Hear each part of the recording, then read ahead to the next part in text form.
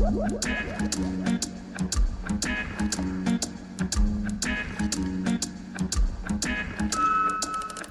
sommes Nina Payen et Camille Georges. Vous écoutez Pause Théâtre, le podcast qui vous dévoile l'envers du décor. Bonjour à toutes et à tous, c'est Nina et aujourd'hui je vous retrouve toute seule, et oui, pour un épisode de récap de ce que j'ai vu en septembre. Déjà, la première chose à savoir, c'est que je vais aller du spectacle que j'ai préféré vers le spectacle que j'ai le moins aimé. Voilà, et en plus de ça, pareil, j'ai réinstallé le système d'étoiles, donc on repart d'une étoile à 5 étoiles, en sachant que du coup je vais vous donner le barème pour que ça soit plus clair, parce que on semblait avoir des problèmes la dernière fois avec les gens qui comprenaient pas trop le barème. Donc, si je donne une étoile, c'est que le spectacle était vraiment pas bon et que je le recommande évidemment à personne. Si je donne 2 étoiles, c'est que ça n'était pas bon, mais qu'il y avait des points qui étaient intéressants. Si c'est 3 étoiles, je le recommande à la plupart des gens, c'est juste que je n'avais pas trop d'affinité avec. 4 étoiles, ça commence à être un vrai bon spectacle. Et 5 étoiles, on part dans un spectacle que je recommande vraiment à tout le monde et à n'importe qui. Voilà. À savoir que le 6 étoiles est possible, mais c'est seulement pour les spectacles que je me verrai aller voir plusieurs fois au théâtre, par exemple.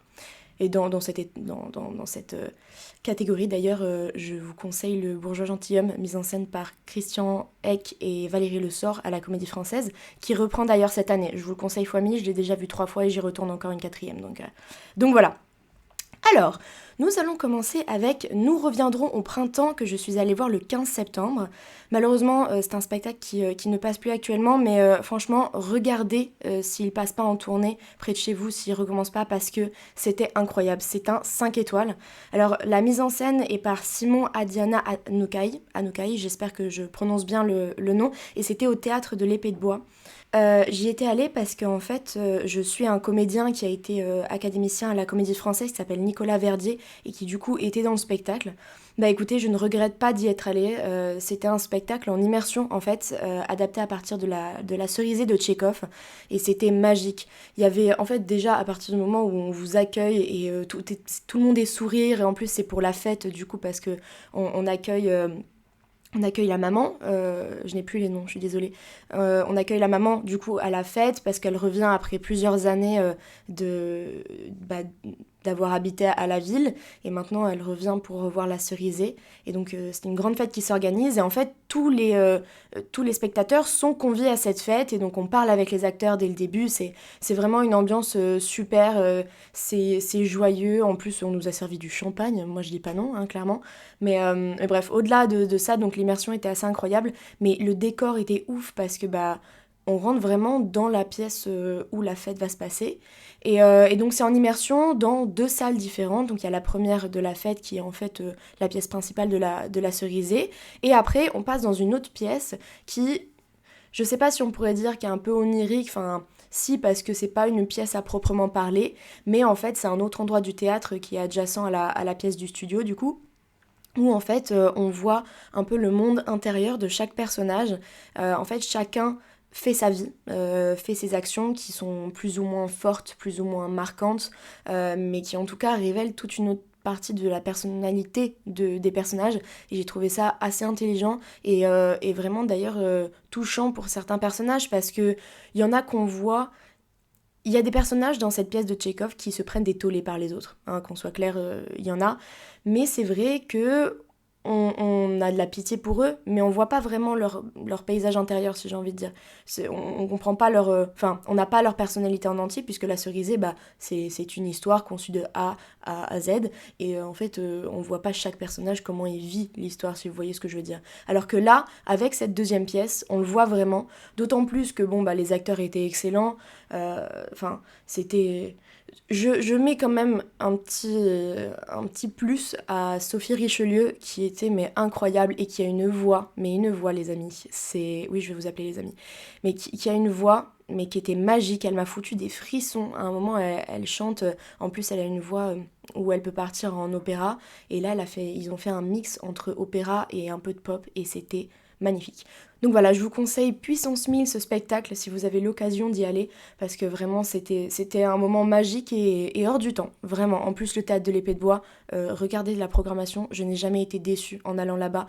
En plus le théâtre est vraiment très très beau.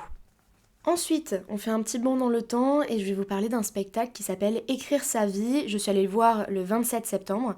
Et alors, donc, on vous en avait déjà parlé dans les recommandations. C'est un texte qui est adapté de l'œuvre de Virginia Woolf par Pauline Byle. Pauline Byle qui est la directrice du TPM, du Théâtre Public de Montreuil, où le spectacle se produit en ce moment. J'ai adoré. Alors là, j'ai mis 4,5. Pourquoi ? Parce qu'il y a juste un ou deux trucs que j'aurais pas vu comme ça, que j'aurais changé.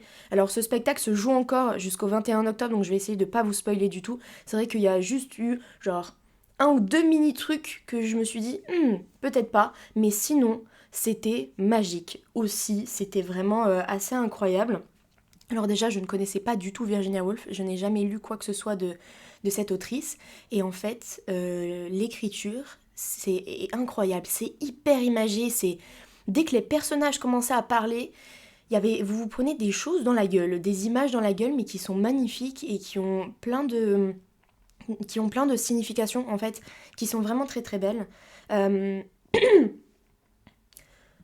Et en fait, c'est un spectacle qui commence en semi-immersion, c'est-à-dire qu'on est convié aussi à une fête, comme nous reviendrons au printemps, qu'on est convié à la fête pour Jacob, voilà, qui est un ami d'enfance de tous les personnages qui sont sur scène. Et en fait, donc c'est un spectacle qui est en bifrontal, avec des gradins qui sont en plein sur la scène, qui sont intégrés au décor. Et donc en fait, on rejoint les acteurs sur ces gradins si on a envie, parce qu'on peut se mettre dans le public normal, c'est vraiment comme on a envie, on est accueilli, on nous dit si vous voulez aller là-bas, allez-y, sinon c'est pas grave. Bref, et donc on se met à côté des acteurs et les acteurs commencent à nous parler, mais à tout le monde, donc exactement comme nous reviendrons en plein temps, on se retrouve dans quelque chose d'immersif, mais c'est juste que les comédiens viennent pas nous chercher dans le théâtre, tu vois, c'est vraiment juste quand on rentre dans la salle. Et alors on attend Jacob, c'est un ami d'enfance, et Jacob il est incroyable, c'est limite si c'est pas un héros de guerre, vraiment, le mec a tout fait dans sa vie, le mec est incroyable, il a un charisme de ouf, enfin voilà. Mais c'est vrai que va-t-il arriver au final, voilà. Alors moi j'ai beaucoup aimé parce que en fait j'avais jamais vu de spectacle où on a vraiment se côtoie vraiment la comédie et la tragédie de cette façon. C'est-à-dire que le spectacle est séparé en deux parties avec un événement très très fort au milieu et, euh, et j'ai trouvé ça assez fou. Enfin, en fait on prend le public et on lui dit tu vas adorer la première partie et après pam, dans ta gueule, dans ta tête, on t'en met plein. Et après, c'est vrai que ça fait un 180 degrés et on se retrouve en tant que spectateur, on se retrouve en mode ah oui, effectivement, ça fait mal, mais c'est incroyable. Les comédiens sont tous très bons, bien évidemment. Le texte est magnifique, mais en fait, j'ai très peu envie de vous dire quoi que ce soit sur ce spectacle parce que je veux que vous alliez le voir. Vraiment, vous avez le temps. En plus de ça, le TPM, c'est pas cher, vraiment. Pour les moins de 26, pour une partie du public, de toute façon, une bonne partie, c'est genre 8-10 euros. C'est pas cher, ça vaut le coup. C'est 2 heures de spectacle. Je vous conseille fortement d'y aller. La mise en scène, j'ai adoré aussi. Les latéraux, les gars, je pensais pas que j'aimais tant les latéraux que ça. C'est-à-dire que vraiment, il y a un autre spectacle qui utilisait les latéraux de cette manière, un peu, dont je vous parlerai plus tard. J'adore ça. Je trouve ça trop beau. Ça met une ambiance qui est différente, c'est peu utilisé dans le théâtre et du coup, dès que j'en vois, ça me transporte et dès que j'en vois, ça me transporte autre part, j'ai un peu envie de dire. Donc voilà, vraiment, je vous conseille d'aller voir ce spectacle. Allez-y, vraiment. Par la suite, on refait un bond en arrière cette fois-ci pour aller au 21 septembre. Je suis allée voir Un prince, qui est un seul en scène. Un texte qui a été écrit par Émilie Fraîche, mise en scène par Marie-Christine Horry, et en fait c'est un seul en scène de Samy Bouajila.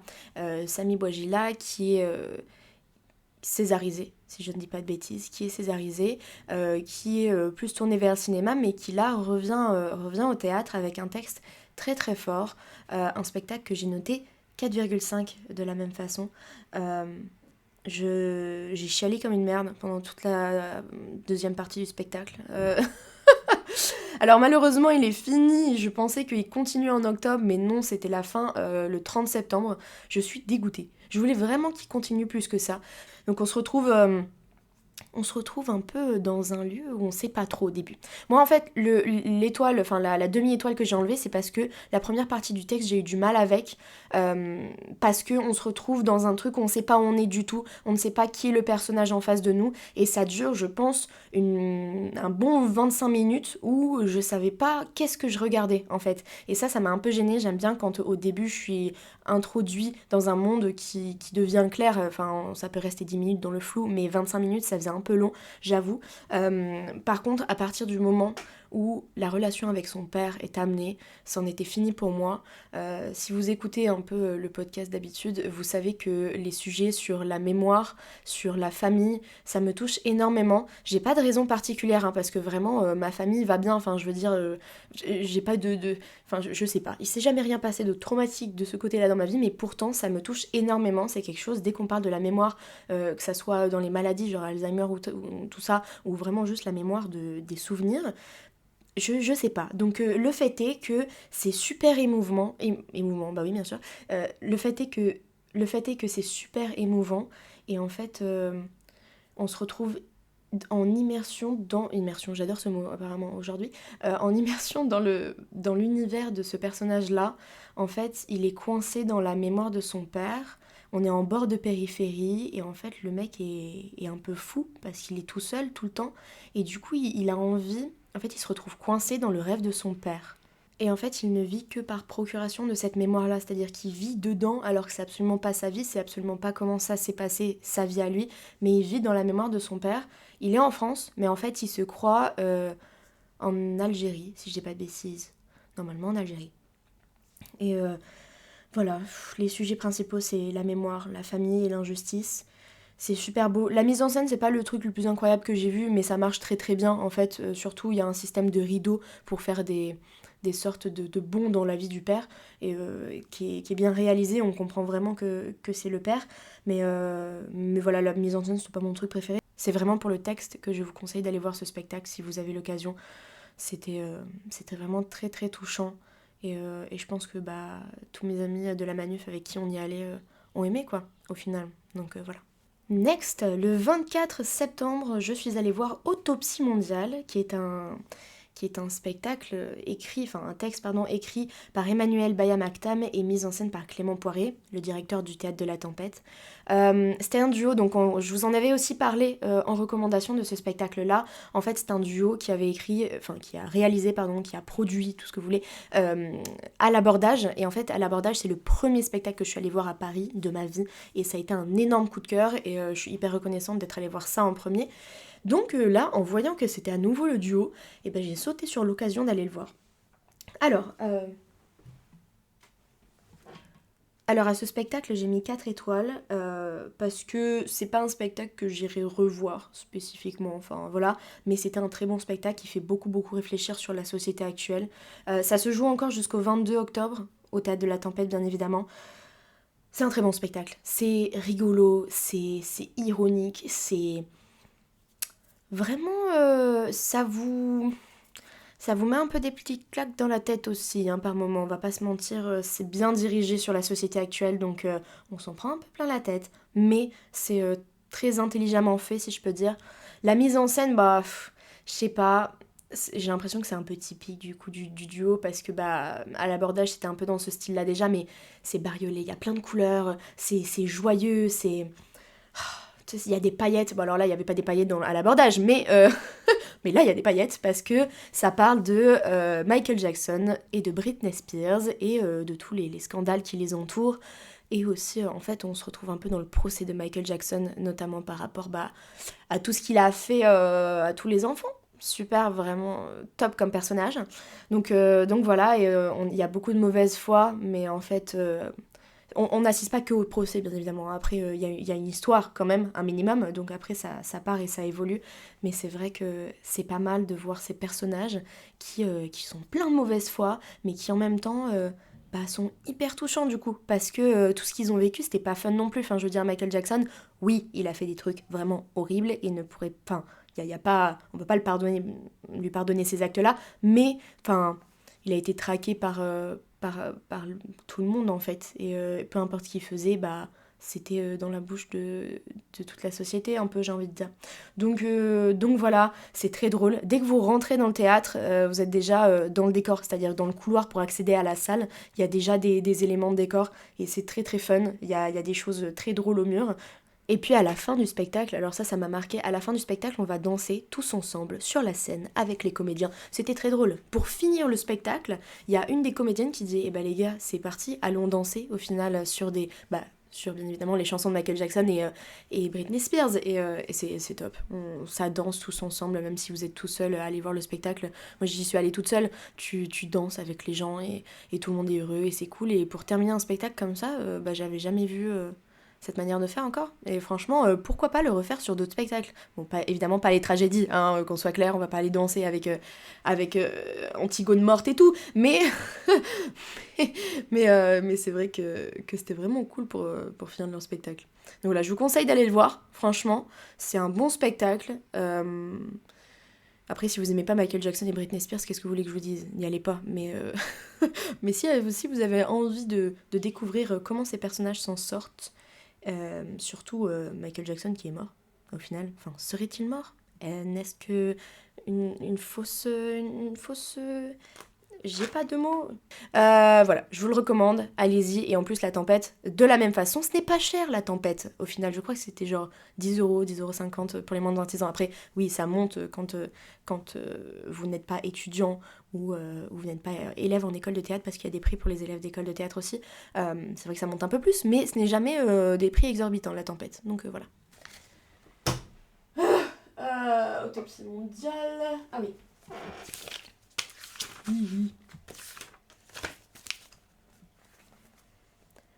Par la suite, le 10 septembre, donc on remonte au tout début de septembre, le 10 septembre, je suis allée voir Borderline avec Daniel Russo et Philippe Lelièvre. C'est mis en scène aussi par Daniel Russo et c'est un texte écrit par Flavia Coste. C'est une comédie grinçante, j'ai envie de dire un peu, sur l'histoire d'un psy et de son patient le plus fou. Le plus malade, ok? Vraiment, là, le mec est fou. Il a tous les troubles existants et possibles. C'est vrai que c'était incroyable, incroyable. Alors, c'était au Théâtre de Passy, et ça se joue encore d'ailleurs jusqu'au 31 décembre.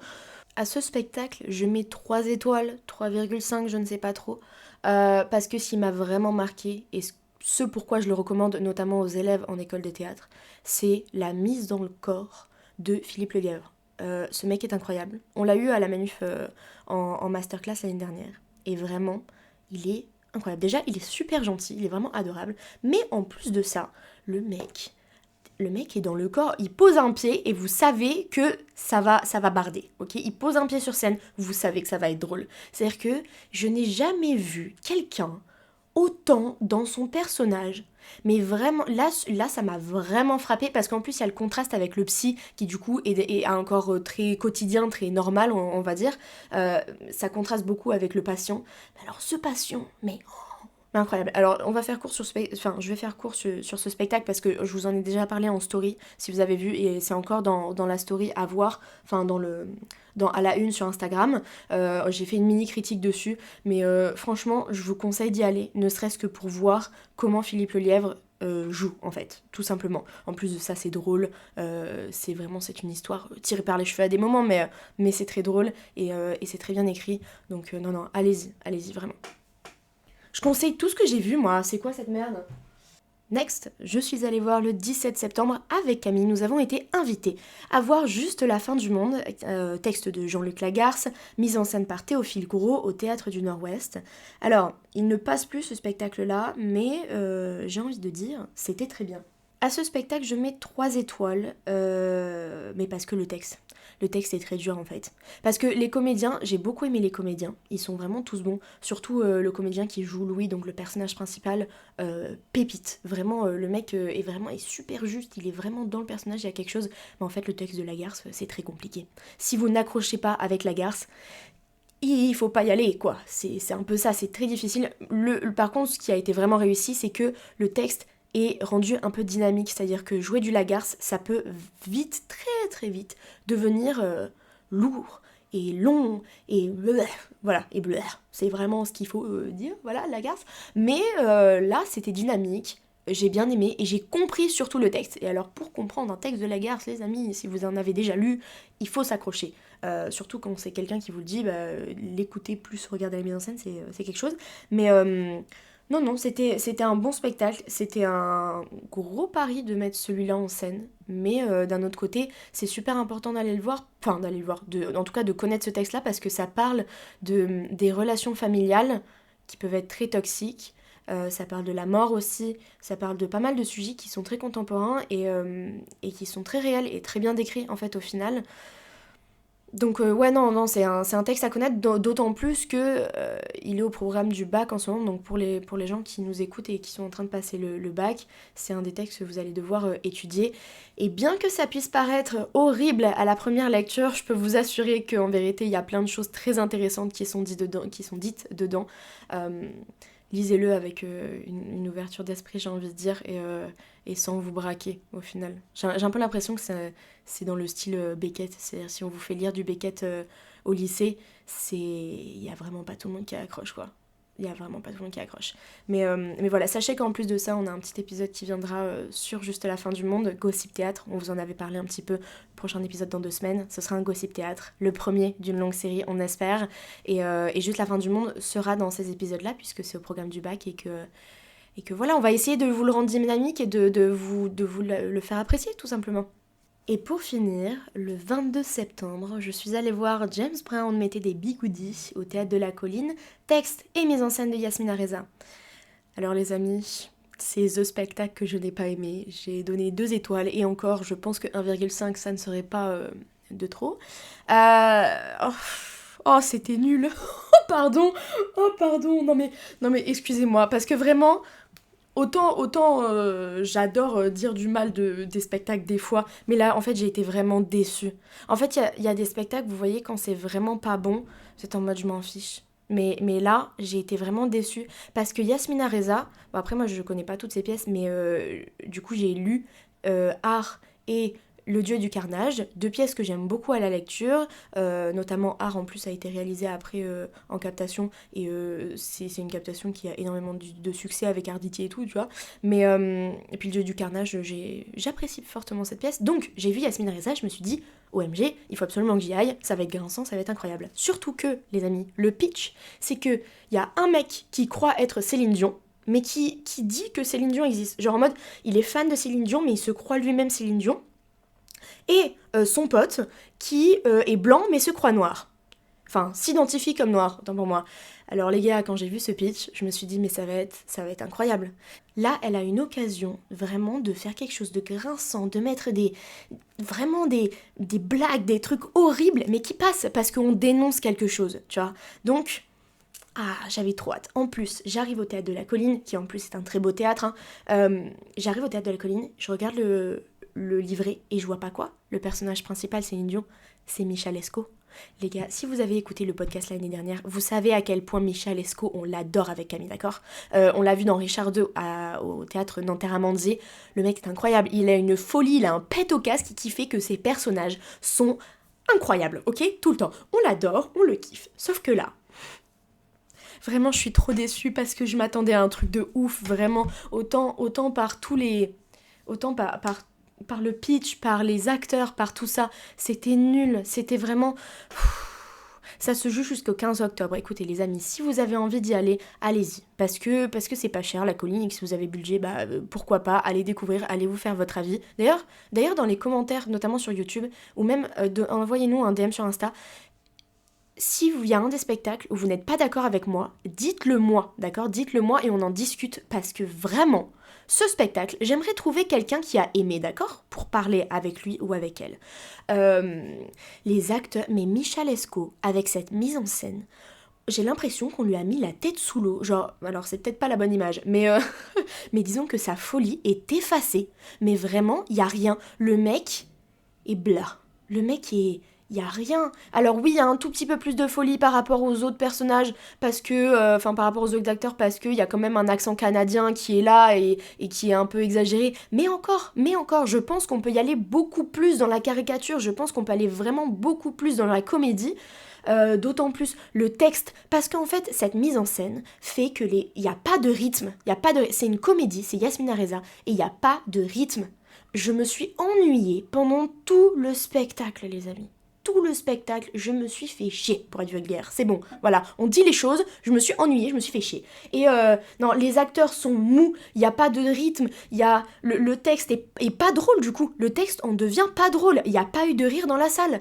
Enfin si, on a eu quelques-uns, mais vraiment, c'est par la situation, c'est même pas par le texte. Donc, non, il y a même pas de blague sur le fait que le mec est blanc et se croit noir, quoi. On aurait pu lui envoyer plein de blagues dans la tête, il y a rien. Il y a juste le père qui à un moment le voit pour la première fois et qui fait « Ah bah il est pas noir, ah bah il est pas noir, bah non, oh mon dieu, on s'était pas rendu compte depuis le début du spectacle. » Désolée, je m'acharne un peu, voilà, mais c'est vrai que c'était vraiment très nul et que je suis très déçue. C'est pour ça que je mets 1,5, c'est que j'ai été particulièrement déçue parce que j'avais beaucoup d'attentes, surtout en voyant Michel Esco et Yasmina Reza. Je me suis dit ça va être incroyable, mais voilà. Après le fait, il faut que je m'y habitue, hein. Mais je crois que la colline, c'est pas un théâtre pour moi. À chaque fois que j'y vais, je suis déçue. Non, alors, c'est pas vrai, parce que la dernière fois, quand on était allé voir Racine Carrée du Verbêtre avec Camille, on a beaucoup aimé, mais c'est un truc de Wajim Mouawad, c'est pas un truc de programmation d'autres personnes extérieures. À chaque fois que je veux voir quelque chose qui est programmé là-bas et qui n'est pas Wajim Mouawad, bah j'aime pas. Donc il va falloir que je m'y fasse. Mais bref, je finis donc sur ce spectacle que je n'ai pas aimé. Et oui. Et puis je vous dis au revoir sur ce spectacle. Les amis, n'hésitez pas à nous suivre sur Instagram parce que c'est là-bas qu'on fait toutes nos recommandations et même on fait des stories avec des mini-critiques et tout quand on a le temps, quand on va voir des spectacles durant tout le mois, que ça soit Camille ou moi d'ailleurs. Allez nous suivre sur Insta, il y a plein de choses sympas qui arrivent. Et puis écoutez, on se retrouve dans 2 semaines pour un nouvel épisode, gros épisode sur toutes les plateformes, dans 1 semaine sur Instagram pour de nouvelles recommandations. Et puis en attendant et sur ces bonnes paroles, je vous dis des bisous.